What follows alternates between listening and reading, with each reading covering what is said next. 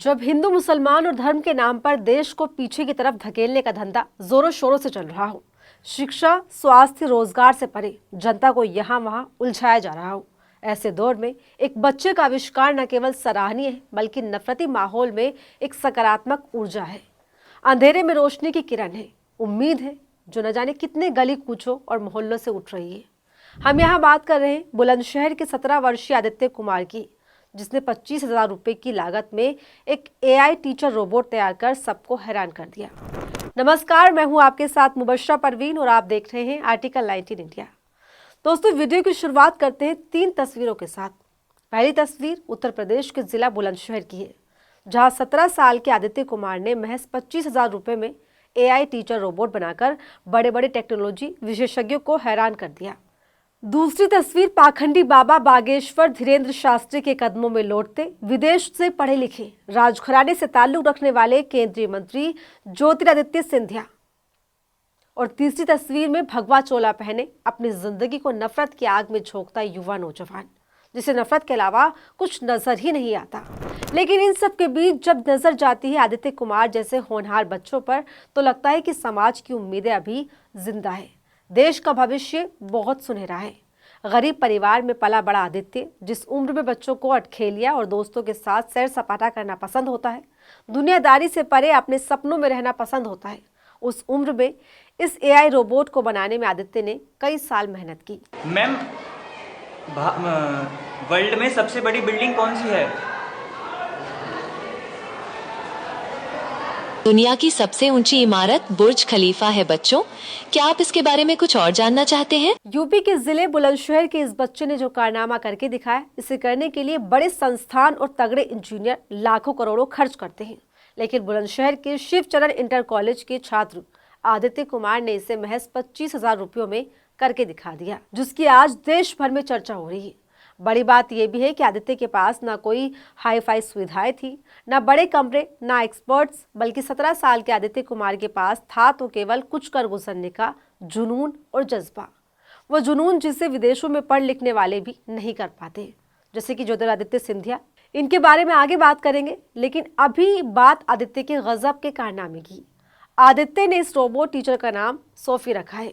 इसमें खास बात यह है कि इस AI रोबोट टीचर को इस तरह डिजाइन किया गया है कि ये पढ़ाई से जुड़ा किसी भी सवाल का जवाब आसानी से दे सकता है। जी मैम, इसकी हाइट बताइए कितनी है? बुर्ज खलीफा की ऊंचाई लगभग 828 मीटर है बच्चों। क्या आप इसके बारे में कुछ और जानना चाहते हैं?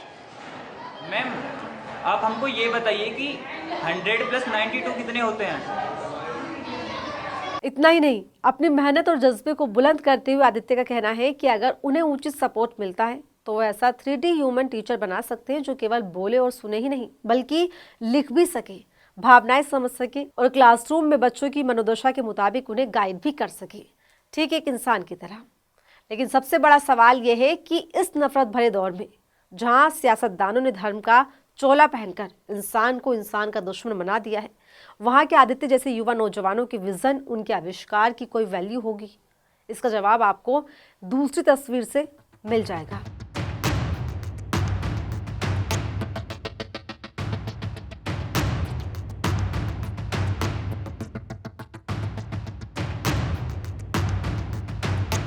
भाजपा के नेता ज्योतिरादित्य सिंधिया, जिन्होंने देहरादून के दून पब्लिक स्कूल से पढ़ाई की, 1993 में हार्वर्ड विश्वविद्यालय से अर्थशास्त्र में BA की डिग्री ली और फिर 2001 में स्टैनफोर्ड विश्वविद्यालय से MBA किया।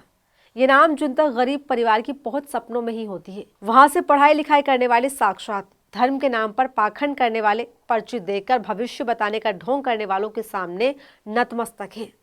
तो क्या फायदा इसी पढ़ाई लिखाई का, इन डिग्रियों का, जब गिरना बाबाओं के पैरों में ही था? तो देखिए, ज्योतिरादित्य सिंधिया कहने को तो राजघराने से है, दादा परदादा से लेकर पुश्ते के पुश्ते राज परिवार के शाही राजघराने से ताल्लुक रखती है। और उसी राजघराने से ताल्लुक रखने वाले भाजपा के दिग्गज नेताओं में शुमार ज्योतिरादित्य सिंधिया बागेश्वर धाम वाले पंडित धीरेन्द्र शास्त्री के शरण में पहुंच गए हैं, या कहें कि पैरों में गिर गए, जिन्होंने जमीर तो अपना 2020 में ही बेच दिया था, जब कांग्रेस पार्टी का साथ छोड़ भाजपा का दामन थामा।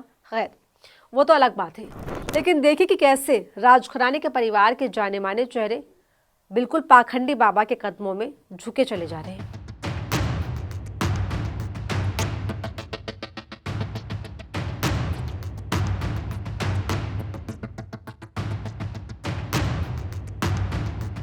बाबा के कदमों में लेटकर ज्योतिरादित्य सिंधिया ने जो आनंद पाया उसे सोशल मीडिया पर साझा भी किया। शिवपुरी के लुधावली स्थित नर्सरी गार्डन में परम आदरणीय श्री धीरेन्द्र शास्त्री जी बागेश्वर धाम सरकार की दिव्य कथा में सम्मिलित होने और उनसे भेंट करने का सौभाग्य प्राप्त। आदरणीय शास्त्री जी के सानिध्य में बिताए पल मन को अद्भुत शांति, ऊर्जा और आध्यात्मिक दृढ़ता प्रदान करते हैं और उनके आशीर्वचन हमेशा सेवा, करुणा और धर्मनिष्ठा के पथ पर आगे बढ़ने की प्रेरणा देते हैं। जनसेवा का अर्थ तभी सार्थक होता है जब वो भक्ति की, विनम्रता और समाज के प्रति समर्पण से जुड़ी हो और आज की शुभ भेंट ने इस संकल्प को और प्रबल किया है।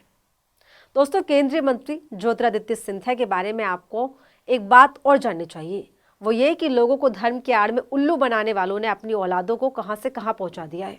अभी हाल ही में सिंधिया के बेटे और ग्वालियर संभाग क्रिकेट संघ यानी कि GDCA के उपाध्यक्ष महान आर्यमन सिंधिया को मध्य प्रदेश क्रिकेट संघ का निर्विरोध अध्यक्ष बनाया गया और बहुत ही खुशी की बात यह भी है कि इस उपलब्धि को हासिल करने के साथ ही ग्वालियर के पूर्व राजघराने की तीसरी पीढ़ी के 29 साल के वंशज के सूबे के क्रिकेट संगठन की कमान संभालने का रास्ता भी साफ हो गया है।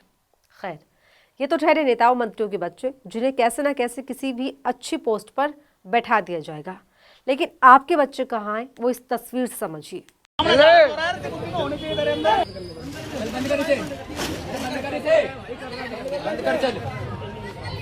कोई मीट नहीं बिकना चाहिए, सुअर का मीट बेचो ना।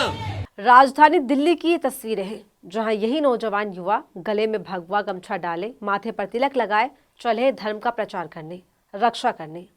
दरअसल दिल्ली के गोकुलपुरी इलाके में कुछ तथाकथित गोरक्षक दल के सदस्यों ने न केवल मुस्लिम दुकानदारों की मीट और मछली की दुकानों को जबरन बंद करवाया, बल्कि उनके साथ गाली गलौज की, एक धर्म विशेष के खिलाफ जिहादी जैसे अपशब्दों का खुलकर इस्तेमाल किया और नफरत से भरे इस झुंड ने सड़क पर खूब गुंडागर्दी दिखाई, क्योंकि इन जैसे नफरती चिंटों को सत्ता का संरक्षण हासिल है। इसलिए इनके हौसले इतने बुलंद होते रहते हैं कि इन्हें ना कानून का डर होता है, ना अंजाम का खौफ। कहते हम सोच रहे ना होए, कहते ना होए, बंद कर ले बंद कर ले।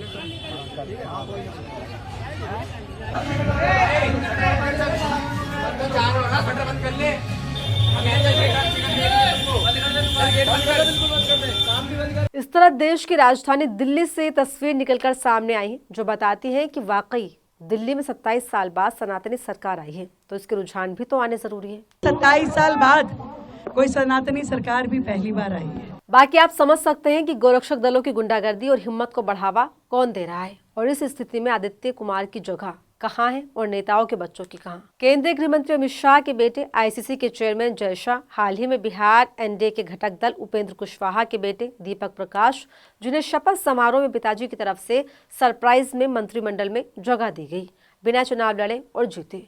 तो कुल मिलाकर बात केवल इतनी सी है कि हमारा समाज कहाँ है। 17 साल के AI रोबोट टीचर का आविष्कार करने वाले आदित्य कुमार को दिखाने का मकसद ये था कि आज के दौर में आदित्य जैसों की काबिलियत, उनकी मेहनत और देश के लिए कुछ कर गुजरने के जुनून की कहीं कद्र है या नहीं। ये सवाल मेरा आपसे है, क्योंकि हर माँ बाप का सपना होता है कि उनके बच्चे देश के लिए कुछ करें, उनका नाम रोशन करें, लेकिन समाज की आज की हकीकत कुछ इस तरह है कि आदित्य जैसे लोगों को न मेन स्ट्रीम मीडिया दिखाता है, न समाज में उनके कौशल को बढ़ावा दिया जाता है, न उन्हें आगे बढ़ने के लिए प्रेरित किया जाता है। तो वो मजबूर है खुद पर कम से कम मिली सुविधाओं पर काम करने के लिए। जैसे कि अभी हाल ही में हरियाणा के रोहतक जिले में बास्केटबॉल खिलाड़ी हार्दिक राठी की पोल गिरने से मौत हो गई। स्टेडियमों की हालत खराब है, सुविधाओं का अभाव है। ऐसे में हार्दिक या आदित्य क्या ही कर सकते हैं, लेकिन तय आपको करना है कि आप कैसा समाज चाहते हैं, अपने बच्चों को, देश के भविष्य को कहाँ ले जाना चाहते हैं। यानी ये आपकी जिम्मेदारी है कि आपको कौन सा समाज चाहिए, धर्म के आड़ में बढ़ती नफरत वाला या आदित्य की लगन से देश को तरक्की की राह पर ले जाने वाला, जिसे अगर मौका दिया जाए तो अपने हुनर से बहुत कुछ आगे कर सकता है। सिंधिया जैसे पढ़े लिखों के सामने AI रोबोट का आविष्कार करने वाले, छोटे से स्कूल से बड़ा कारनामा करने वाले आदित्य कुमार देश की उम्मीद है कि पढ़ लिख कर देश की तरक्की के लिए काम करेंगे, ना कि सत्ता में बैठकर बाबाओं के पैरों में गिरेंगे। इस वीडियो में इतना ही। आपको हमारा वीडियो कैसा लगा कमेंट बॉक्स में अपनी राय जरूर बताएं और ऐसी तमाम खबरों के लिए हमारे चैनल आर्टिकल 19 इंडिया को सब्सक्राइब करना ना भूलें, ताकि आप तक हर खबर पहुंचती रहे। नमस्कार।